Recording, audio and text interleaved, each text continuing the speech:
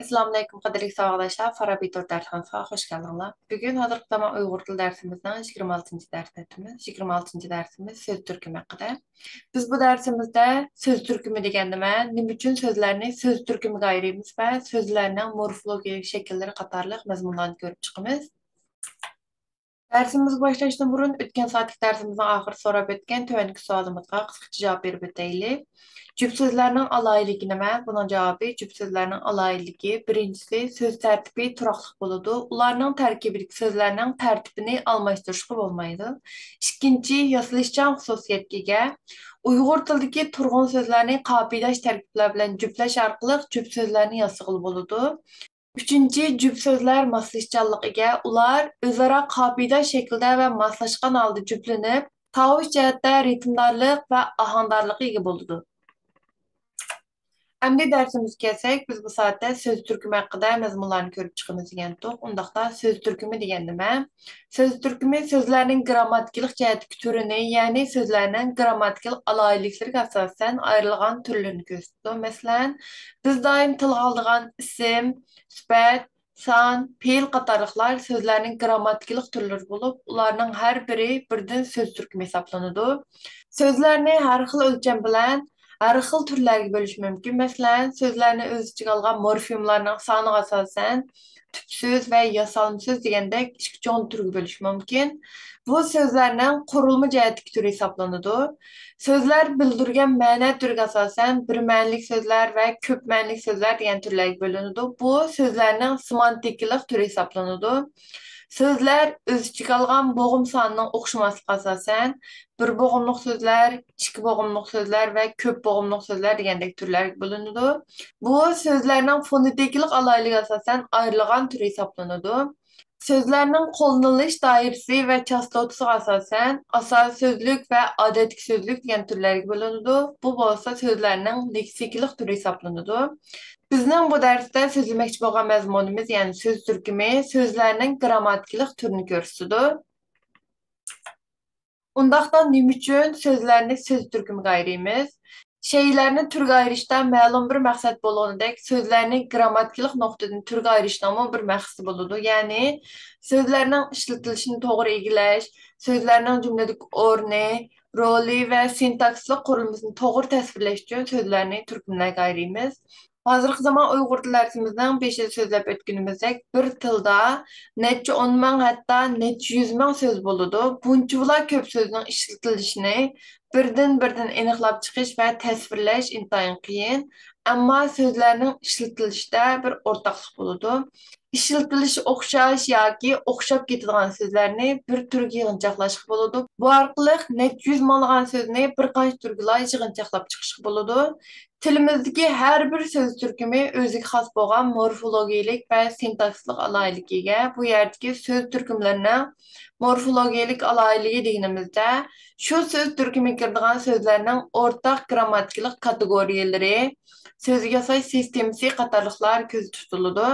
Söz türkümünün sintaksik alayligi degan vaqtimizda shu so'z turkumiga kiradigan so'zlarning jumladagi sintaksik roli va birikish munosabati ko'zda tutildi. Ya'ni bu yerdagi so'zlarning jumladagi sintaksik roli degan vaqtda shu so'zning shu jumlada ega, xabar, to'ldirg'uchi, aniqlovchi degandek qaysi rolda kelganligi ko'zda tutildi. Endi Uyg'ur tilidagi so'zlarning so'z turkumlarini ko'rib chiqsak, Uyg'ur tilidagi so'zlar ma'nosiga va turinish aloyligi va boshqa so'zlar bilan birikish aloyligi asosan ism, sifat, son, miqdor, ravish, almash, fe'l, tahlil so'z, tirkalma, bog'lovchi, yuklama, imliq so'zlardan iborat 12 so'z turkumiga bo'linadi. Imliq so'z yoki imoliq so'z bu ba'zi grammatik kitoblarda unday so'z deb ilinadi. Ularning oldingi 8i, ya'ni ism, sifat, son, miqdor, ravish, almash, fe'l, tahlil so'z qatorliqlar o'z oldiga bir jumla bo'liki bo'lib kela oladiganligi uchun mustaqil so'zlar deb ataladi. Keyingichi, ya'ni tirkalma, bog'lovchi, yuklama qatorliqlar boshqa mustaqil so'zlarga yoki cümlelerge qoşulub qrammatiklik məna yoki qoşumcu məna ifadelaydiganlığı və yoki söz cümlelerini bağlaş rolunu oynaydiganlığı üçün yardımcı sözler dep atıldı. Söz türkümü içindeki imlıq sözler yani imalık sözler, müstakil sözlerge yardımcı sözlerge təvə bulmağan alaydı bir söz türkümü. Fe'ldan başqa müstakil sözler yana ortaq bir munç xüsusiyyətlərə ega bolğanlığı üçün ular turğun sözler dep atıldı. Əmdi müstakil sözler və yardımcı sözler haqqında toxtalsaq, ayrım turğanda leksiklik məna ifadelaydigan, cümlede ma'lum bir bölek bola alaydigan sözler müstakil sözler deyiladi. Ayrım turğanda leksiklik məna ifadelamaydigan, öz aldığa cümle böleki bola almaydigan faqat müstakil sözlerge yoki cümlelerge qoşulub qoşumcu məna bildirdigan söz və cümlelerini bağlaş rolunu oynaydigan sözler bolsa yardımcı sözler deyiladi. Bir sözün müstakil söz yoki yardımcı söz ekanligiga hukm qilishda o sözün ayrım turganda leksiklik ma'na anglatgan yoki anglatmaganligiga, cümlede öz aldığa bir bölek bolgan yoki bololmaganligiga, shundaqla ma'lum bir savolga javob bolgan yoki bolmaganligiga qarashimiz kerak. Endi bu yerda ko'rayotganimiz Uyg'ur tilidagi so'z turkumlari jadvali. Ko'rib o'tganimizdek mustaqil so'zlarga fe'l, ism, sifat, son, miqdor, ravish, almash, tahlil so'z qatorliqlar kirdi va turg'un so'zlarga bo'lsa fe'ldan boshqasi bo'lgan ism, sifat, son, miqdor, ravish, almash, tahlil so'z qatorliqlar kirdi. Yordam so'zlarga bo'lsa bog'lovchi, tirkalma, yuklama qatorliqlar kirdi. İmliq sözler bolsa müstakil sözlergimi və yordam sözlergimi kirmaydigan alaydı bir söz türkümü. Əmdi sözlərinin morfologiyalik şəkillərini görüb çıxsaq, Uyğur dili morfologiyalik şəkillərə intayın bay bolğan bir til. Sözün morfologiyalik şəkilləri sözgə söz türlügüç qoşumçularının qoşuluşu yoki məxsus yordam sözlərinin birikib kelishi orqali yasaldı. Bir sözün türlük morfologiyalik şəkilləri o sözün leksiklik mənasını özgərtməsin. Onunğa türlük münasibət mənələrini qoşudu, yəni qrammatiklik mənələrini qoşudu yoki onun qrammatiklik iqtidarını özgərtdi. Söz türkümləri içidən fe'llarning morfologik şəkillərini görüb çıxsaq, Uyğur dilidəki söz türkümləri içində fe'l türkümü, yəni fe'l söz türkümü morfologik şəkildəki ən bay söz türkümü hesablanıdı. Uyğur dilidəki fe'llar türleniş orqali tövəndəki morfologik şəkillərini hasil qıldı. Fe'lning özək qismində görüldigan dərəcə şəkilləri biz ötən saatlik dərslərimizdə sözlərinin özək qismini görüb çıxandıq. Yəni özək deganimizdə sözlərinin söz türlügüç qoşumçular qoşulmagandakı halını göstərdi. Əmdi fe'lning özək qismida görüldigan dərəcə şəkillər deganimizdə yaz, yazdır, yezil, yeziş, yəni fe'llarning dərəcə şəkilləri deganimizdə əsli dərəcəsi, məcburi dərəcəsi, məcbul dərəcəsi və ömlük dərəcəsi qatorliqlarni göstərdi. Bo'lishliq, bo'lishsiz şəkli yaz, yazma, fe'lning xabar şəkillərdə görüldigan türlük meyil şəkilləri yazdım, yezibdiman, yazğudakman, yazsam, yazay, yazgıydım. Hal zaman şekilleri yazıman, yazıvatman, yazmakçıman, yazdım, yazganman, yazgan idim, yazattım, yazvatattım, yazmakçıdım. Şəxs şekilleri yazıman, yazımız, yazısan, yazılar, yazıdı. Fe'lning sifat, isim ve reviş oldu keldiğen türlük turgun söz şekilleri, yani sifatdaşlar, yazgan, yazıdığan, yazvatgan, yazar, isimdaş şekli, yazmak, yeziş, yazgı, yazgıcı, yazganlık, yazvatganlık, yazıdığanlık ve reviştaş şekli, yaza, yezip, yazgaç, yazgaçqa, yazgıcı, yazgılı, yazgansırı qatarlıqlar. Əmdi isim söz türkümünü görüb çıxsaq, Uyğur dilidəki isimlarmı özgürüşçən bolğan söz türkümü. Uyğur dilidəki isimlar türleniş orqali tövəndikidək morfologik şəkillərini hasil qılıdı. Birlik və köplük şəkli öy, öylər, təvəlik şəkilləri öyüm, öyün, öyünüz, öyümüz, öyünlar, öyi, hər xil kiliş şəkilləri öy, öyünün, öygə, öyni, öydə, öydün, öydək, öydiki, öygice, öycilik qatarlıqlar. Üçüncüsü san söz türkümü. Uyğur tilida birdən onğucu bolğan bütün sanlar, onlar xanının hər bir onluq bəllisidəki bütün sanlar və 100, ming, million, milliard qatarlıq çoğ sanlar addi san hesablanıb ayrım yekki söz bilan ifodalanadi.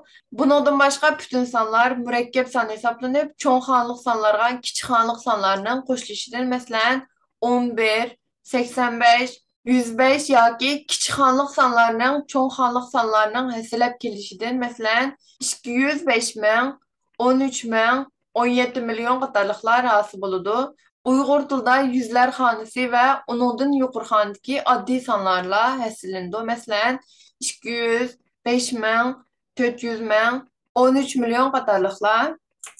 Uyg'ur tilidagi oddiy va murakkab sonlarning asli shakli ma'na va morfologik shakl jihatda sanoq son hisoblanadi va ularning turlanishi orqali mo'lchar son, masalan, o'ncha, mingcha, mingdak, 5, 10, 10 necha degandek mo'lchar son, tertip son, birinchi, 12 degandek tertip son, kesir son, 4dan 1, 100dan 20 degandek kesir sonlar, taqsim son, 1dan 5-6dan degandek taqsim sonlar, reviz son, minglab, birlab, ishkilab degandek reviz son, kishilik son, bireylan, besheylan, 10 necheylan degandek kishilik son, olmay son, ikkimiz, beshinglar, to'rti degandek olmay son qatorliq son turlari yasaladi.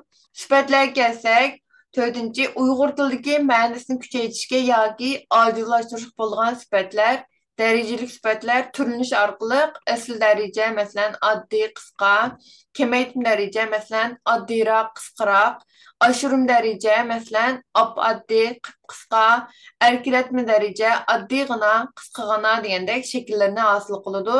5. Almash, ism, sifat, son qatorliq so'zlar bilan almashib, shularning o'rniga kelgan so'z turkumi.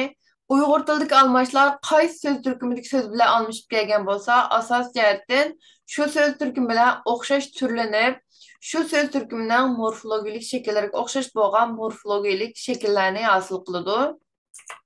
6. Uyg'ur tilidagi turg'un so'zlarning to'liq bog'lamchi roldagi bo'l, qil qatorliq yordamchi fe'llar bilan birikishidan shu so'zlarning fe'l shakli hosil bo'lib, xuddi odatdagi fe'llarga o'xshashlar qo'llaniladi. Masalan, bog' bo'l, bog' qil, odam bo'l, kichik bo'l, kichik qil, chiroyliq bo'l, chiroyliq qil, 15 bo'l, 15 qil, mundoq bo'l, mundoq qil degandek. Mushayadagi turg'un so'zlar deganimizda ism, sifat, son, revish, almash qatorliqlarni ko'rsatdi. Endi umumlashtirib kelsak, shunga o'xshash turlanish jihatda ism, sifat, almash, son qatorliqlar son, tavallik, kelish kategoriyalari bilan, sifatlar va ba'zi revishlar daraja kategoriyasi bilan, fe'llar daraja, shaxs, son, zamon, roy, tuz kategoriyalar bilan va bo'lishliq, bo'lishsizlik shakllari bilan turlanadi. Miqdor so'zlar mustaqil qo'llanilmaydi, faqat sonlar bilan qo'shilib, son miqdor birikmasi hosil qilgan vaqtda andin ism yoki fe'llar bilan birikib, ma'lum morfologik o'zgarishlarga ega bo'ladi. Revishlar morfologik o'zgarishga ega bo'lmasa-mu, mustaqil leksiklik ma'no ifodalab, jumla bo'liki bo'la oladi. Tahlil so'zlarmi leksiklik ma'noga ega. Ular ma'lum til sharoitida ismlarga o'xshash grammatikalik alohidlikka ega bo'lib, jumlaning har qanday bo'lik bo'lib kelalaydi. Yordamchi so'zlar va imliq so'zlar grammatikalik o'zgarishga ega emas, hamda har qanday bir jumlada mustaqil bo'lgan bir jumla bo'liki bo'lib kelinmaydi. Ve yuqorida ko'rib o'tgan so'zlarning har xil morfologik shakllarini keyingi soatlik darslarimizda ayrim va tafsiliy holda tushuntirib o'tamiz. Bugungi darsimizning oxiriga keldik. Darsimizning oxirida bu darsimiz munosabatli bo'lgan tuvandagi savolni sizlarga so'rab o'tamiz.